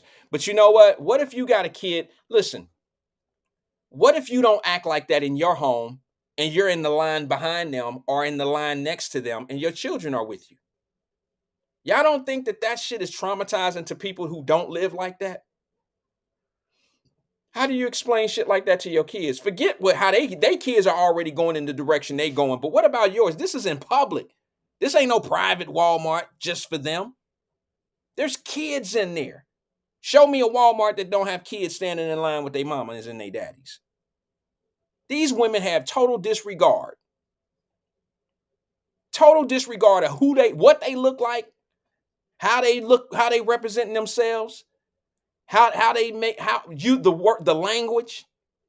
And here go the most funniest, if you want to call it funny. Here's the craziest thing of it all. The comment that the thinner lady said to the heavier lady by joking on her weight and then talking about welfare. You on food, you on welfare, girl. Get the, how you gonna say you in Walmart just like she is? You in the same line. You don't look like you. I mean, I ain't trying to count our money, but y'all know what I'm saying. We gotta stop that shit, man. Because you got more money than that person, you feel like you can shame them or belittle them because you doing a little bit better that you think. Come on, man, that's crazy to me. That's crazy to me. You feel comfortable to call that lady a welfare lady. I wonder how many generations she is removed from being off welfare. I grew up on it. I ain't afraid to, I mean, shit. It's a battle wound as far as I'm concerned. I'm not afraid to admit it, say it.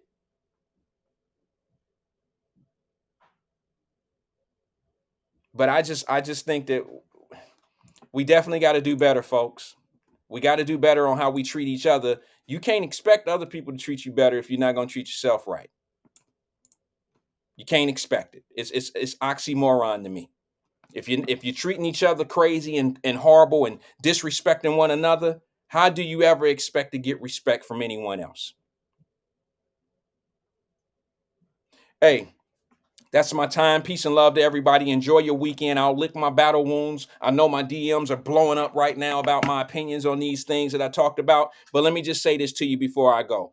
I choose facts over feelings. That's why I say what I say. Put that down in y'all books. Put it down in your IOs. Do what you do. I, Wyatt, put facts over feelings any day. Peace and love to everybody, man. I'll catch y'all on the next one. Nothing but love to all of you. See you on Monday at 5 o'clock. Peace and love. I'm out.